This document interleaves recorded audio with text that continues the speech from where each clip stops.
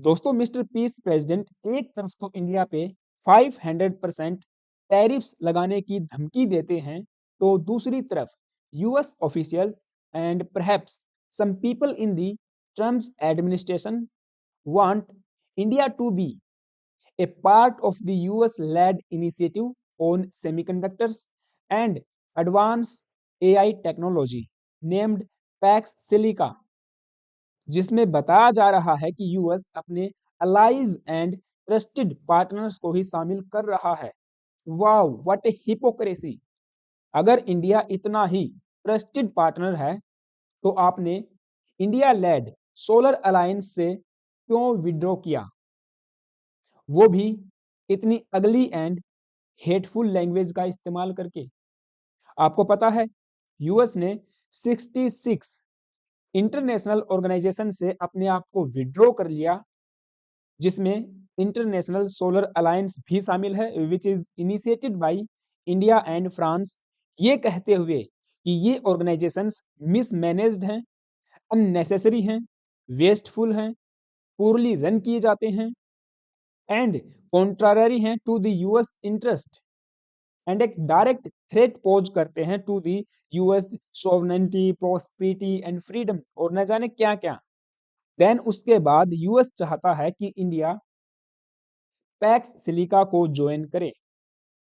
आपको बता दूं इसके पीछे का कोर फैक्टर है China, which is for the time being controlling a significant chunk of a large amount of critical minerals, about 85 to 90% of the entire world, न कि कोई ट्रस्ट बिटवीन द टू। यहाँ पे न्यूज आप देख पाओगे, Indian media extensively इस news को कवर कर रहा है कि यूएस चाहता है इंडिया पैक्स सिलिका को ज्वाइन करे, जो कि एक गेम चेंजर साबित हो सकता है for US and India. India to be invited to Pax Silica, US envoy Sergio Gor stresses engagement between the two sides. India and US actively engaged on trade deal, जो अभी तक हो नहीं पाई है क्योंकि पीएम मोदी ने ट्रंप को phone नहीं किया। But we will invite India for full membership of Pax Silica. Ambassador Sergio Gor, अब ये कौन है आपको बताऊं, ये न्यूली अपॉइंटेड यूएस एम्बेसडर हैं टू दी इंडिया, जिन्होंने 12 जनवरी को अपना कार्यभार संभाला है। Sergio Gor takes charges as US ambassador to India, और अपने पहले ही मेडन स्पीच में इन्होंने कहा कि India to be invited next month to Pax Silica initiative, and ये चाहते हैं कि भारत इसका फुल मेंबर बने। काफी अच्छी और मीठी मीठी बातें इनके मुंह से सुनने को मिली। आई होप आपने इनका वो स्पीच सुना होगा, जहां पे कह रहे थे कि भारत और इंडिया तो शेयर करते हैं कॉमन इंटरेस्ट, लंबे समय की पार्टनरशिप है, और पीएम मोदी एंड ट्रम्प बहुत अच्छे मित्र हैं, and real friends can disagree but always resolve their differences at the in the end, he added. इन्होंने ये भी कहा कि दोनों देश कंटिन्यू हैं to actively engage over the trade deal. Even इन्होंने ये तक कहा कि no partner is more essential than India in the months and years ahead. It is my goal as ambassador to pursue a very ambitious agenda. We will do this as two strategic partners, each bringing strength, respect and the leadership to the table।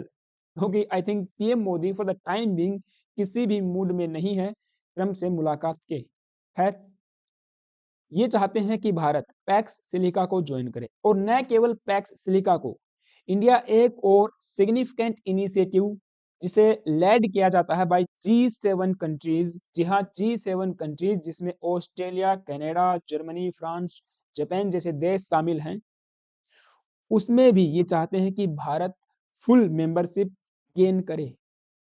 US ने invite किया है India को to G7 meetings on critical minerals. Says Bessent, जो कि US के commerce treasury secretary हैं।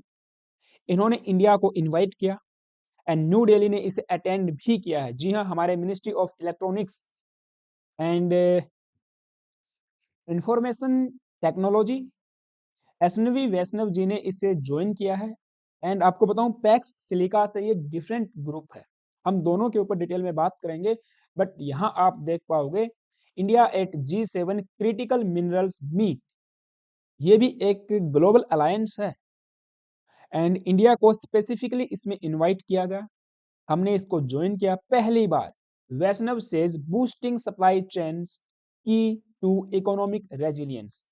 Even MeitY के secretary जो हैं उन्होंने भी इसे प्रेज किया और ये कहा कि ऐसे ग्रुप्स को ज्वाइन करना रिफ्लेक्ट करता है कि इंडिया ग्लोबल ट्रस्ट को बिल्ड कर रहा है in global supply chain. And यहाँ पे इंडिया थोड़ा सा सॉफ्ट होता हुआ नजर आ रहा। जैसे आप देखोगे भारत ने G7 क्रिटिकल मिनरल्स अलायंस को ज्वाइन करने के लिए कदम बढ़ाया है एंड पैक्स सिलिका को भी भारत ज्वाइन कर सकता है। जी हाँ, इंडिया में join PACS silica next month, all about the US led initiative. तो सबसे पहले हम जान लेते हैं कि ये पैक्स सिलिका बेसिकली क्या है। तो यहाँ पे हम चल पड़ते हैं यूएस डिपार्टमेंट ऑफ स्टेट की वेबसाइट पे, जहाँ पे पैक्स सिलिका के बारे में डिटेल से बताया गया है। तो ये डिपार्टमेंट ऑफ स्टेट यूएस के एक फ्लैगशिप एफर्ट्स है on the AI, artificial intelligence and the supply chain security, जो एडवांस करेगा न्यू इकोनॉमिक सिक्योरिटी को, concessions among the allies and trusted partners. यहाँ पे स्पेसिफिकली मेंशन किया गया है कि ये ग्रुप या ये इनिशिएटिव केवल अलाइज एंड ट्रस्टेड पार्टनर्स के लिए ही बनाया गया है, क्योंकि यूएस चाइना के कंट्रोल को रिड्यूस करना चाहता है over the critical minerals and rare earth elements. अब critical minerals and rare earth elements इतने ज़्यादा सिग्निफिकेंट क्यों हैं, हम इस पे कई बार चर्चा कर चुके हैं। प्रीवियस सेशंस में हमने डिटेल में चर्चा की है कि कैसे चाइना आज के समय वर्ल्ड के, इंटायर वर्ल्ड के 80 to 90%, इवन उससे भी ज़्यादा क्रिटिकल मिनरल्स की मैन्युफैक्चरिंग, उनका प्रोसेसिंग, रिफाइनिंग एंड माइनिंग्स को कंट्रोल करता है। वो चाइना ने ओवर द डेकेड्स इन्वेस्टमेंट करके ये काम किया है। तो आज की जो 21st सेंचुरी है वो रन करेगी कंप्यूट पे, आर्टिफिशियल इंटेलिजेंस पे, टेक्नोलॉजी पे, जिसे फीड किया जाता है मिनरल से। 20वीं सदी यदि रन करती थी ऑन ऑयल एंड स्टील, ये खुद कहते हैं यूएस के स्टेट डिपार्टमेंट, तो 21वीं सदी टेक्नोलॉजी पे रन करेगी। And this historic declaration hails a new economic security concessions ensuring aligned partners build up AI ecosystem for tomorrow, from energy and critical minerals to high-end manufacturing and models. So PAX Silica basically specifically silicon, semiconductor, artificial intelligence technologies को के ऊपर काम करेगा and China पे आत्मनिर्भरता को कम करेगा, क्योंकि सिलिकॉन एंड सेमीकंडक्टर्स ऐसे कंपाउंड या एलिमेंट्स हैं which are very very necessary and important for all these sectors in every aspect, in every domain. चाहे डिफेंस प्लेटफॉर्म्स की बात करो, चाहे इकोनॉमिक एप्लीकेशंस की बात करो, या हेल्थ केयर सेक्टर की बात कर सकते हैं, मेडिसिन बनानी है, कोई वैक्सीन तैयार करनी है, तो आपको अत्याधुनिक टेक्नोलॉजी चाहिए, आर्टिफिशियल इंटेलिजेंस की हेल्प लेनी पड़ेगी और उनको बनाने के लिए silicon, semiconductor, critical minerals, rare earth elements बहुत ज़्यादा सिग्निफिकेंट हो जाते हैं। तो इसी के लिए बनाया गया है पैक्स सिलिका एंड यूएस चाहता है कि इसमें ट्रस्टेड पार्टनर्स शामिल हों। अब ट्रस्टेड पार्टनर्स की लिस्ट में आपको अभी तक बताऊं कौन कौन शामिल हुआ है, तो यहाँ आप देख पाओगे इस ग्रुप में US, Japan, South Korea, Republic of Korea ये वही है, South Korea, Singapore and Netherlands, UK, Israel, UAE, जी हाँ, यूएई, ऑस्ट्रेलिया एंड अभी 12 जनवरी को कतर ने भी इस ग्रुप को ऑफिशियली ज्वाइन कर लिया है। Qatar become the full member of this group now. इस पिछले साल 12 दिसंबर को जब ये मीटिंग हुई इस ग्रुप की, तो उसमें गेस्ट के रूप में बुलाया गया ताइवान को, यूरोपियन यूनियन को, कनाडा को एंड ओईसीडी को। तो नाउ इंडिया को भी चाहते हैं कि एक ट्रस्टेड पार्टनर के रूप में इस पैक्स सिलिका को ज्वाइन करें। एंड बेसिकली पैक्स क्या है, तो पैक्स का यहाँ पे लिटरली मीनिंग बनता है, जो कि एक लैटिन वर्ड है, peace, prosperity and mutual interest. And silica आपको पता ही है, सिलिकॉन का ही एक रिफाइंड प्रोडक्ट है। So this is PACS silica. I hope आपको ये समझ आया होगा। हालांकि पढ़ने को एंड जानने को और भी बहुत कुछ है, बहुत कुछ बातें इन्होंने यहाँ पे बता रखी है, बट अगर बात करें हम next G7 critical minerals group की, तो ये डिफरेंट ऐसे है कि ये ग्रुप स्पेसिफिकली काम करेगा क्रिटिकल मिनरल्स पे, रेयर अर्थ एलिमेंट्स पे, न कि एआई टेक्नोलॉजी सप्लाई चेन को सिक्योर करने के लिए। ये सिक्योर करेंगे क्रिटिकल मिनरल्स को, जिसमें कि जैसे लिथियम है आपका, निकल, कोबाल्ट, मैग्नीज, मैग्नीशियम और ग्रेफाइट है, ग्रेफीन है, कॉपर, इसके अलावा ये आपका टाइटेनियम है and beryllium, germanium, gallium, platinum, rare earth elements. तो ये वे कंपाउंड्स हैं या कहें कि एलिमेंट्स हैं जो क्रिटिकल मिनरल्स की लिस्ट में आते हैं।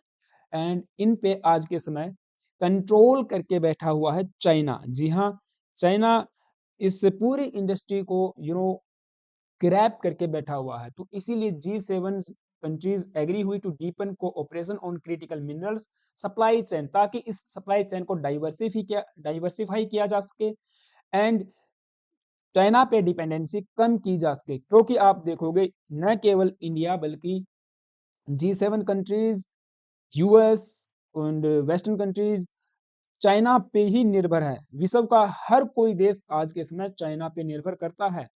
तो इस ग्रुप में अभी इंडिया को इन्होंने इनवाइट किया है। इन्वेस्टमेंट भी यहाँ पे काफ़ी जो है इन्होंने अनाउंस की है। बाकी हम उस पर ज़्यादा बात नहीं करेंगे, लेकिन आपको बताऊं कि according to International Energy Agency, with the new export controls on critical minerals, supply concentration risk became reality. जी हाँ, क्योंकि चाइना आज के समय rare earth minerals, critical minerals को एंड इवन इनकी माइनिंग, मैन्युफैक्चरिंग, प्रोडक्शन, रिफाइनिंग, हर डोमेन को कंट्रोल करके बैठा हुआ है। यहाँ इस चार्ट में इन्होंने बताया है कि माइनिंग में चाइना 59% शेयर्स होल्ड करता है, रिफाइनिंग 91%। जी हाँ, जितने भी विश्व के अंदर ये एलिमेंट्स पाए जाते हैं उनको रिफाइनिंग करने का काम केवल चाइना के पास में ही जाता है। भारत के पास में भी ऐसी टेक्नोलॉजी, इवन यूएस के पास में भी नहीं है। ये जो कॉम्प्लेक्स प्रोसेस है उसके लिए जो रिफाइनिंग इंडस्ट्रीज लगाई जाती हैं, उस पे चाइना ने ओवर द ईयर्स इन्वेस्टमेंट किया है, हैवीली इन्वेस्टमेंट किया है। एंड नेक्स्ट यहाँ पे मैन्युफैक्चरिंग की बात करें, मैग्नेट मैन्युफैक्चरिंग, जो कि इलेक्ट्रिक व्हीकल्स के लिए एक की कंपोनेंट है, वो भी 94% चाइना ही मैन्युफैक्चर करता है। एंड रिसेंट वीक्स में, रिसेंट मंथ्स में हमने देखा कि चाइना ने इस मैग्नेट की सप्लाई को होल्ड कर दिया था। तो ये पूरी सप्लाई चेन डिसरप्ट हो गई थी। हमारी इंडस्ट्रीज जो इलेक्ट्रिक व्हीकल्स पे रिलाई करती हैं, वे काफ़ी ज़्यादा उनको नुकसान भी हुआ। भारत ने अर्ज किया चाइना को कि ये सप्लाई हमको दे, तो फिर जाके जो है बैक चैनल टॉक्स टॉक्स के माध्यम से ये ठीक हो पाया, या कहें कि चाइना ने इसकी सप्लाई को शुरू किया।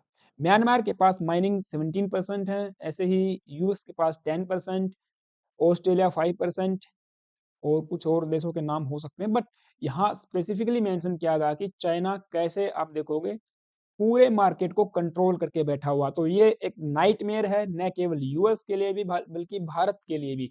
तो आई थिंक इसीलिए भारत यहाँ पे इस ग्रुप को ज्वाइन कर सकता है कि हमें भी चाइना पे डिपेंडेंसी कम जो है करनी है। तो ये मेरी तरफ से था। आई होप आपको सारी बातें समझ में आई होंगी। आप सबका क्या ओपिनियन है कि क्या भारत को ये दोनों ग्रुप्स जॉइन करने चाहिए या फिर ब्रिक्स के साथ में हम कोई अलग से ग्रुप ऐसा बना सकते हैं जिसमें चाइना एंड इंडिया हो सकते हैं क्योंकि इंडिया के पास में भी हैवी रिजर्व्स जो है बताए गए हैं, हम उनको एक्सप्लोर अभी तक नहीं कर पाए हैं। उनके एक्सप्लोरेशन का काम चल रहा है। केवल 29,000 tons of metric tons of elements ही हम रिकवर कर पाते हैं। बाकी इतना बड़ा अमाउंट है कि आप देखोगे 70,000 टन्स ऑफ मिनरल्स हम चाइना से इंपोर्ट करवाते हैं। तो क्या हमको इसमें स्टेप इन करना चाहिए या कुछ और हम कर सकते हैं? आप सब बता सकते हो। तो चैनल पे नए आए हो एक लाइक भी कर सकते हो, सॉरी, सब्सक्राइब कर सकते हो। वीडियो अच्छी लगी तो लाइक कर सकते हो। Thank you, have a nice day.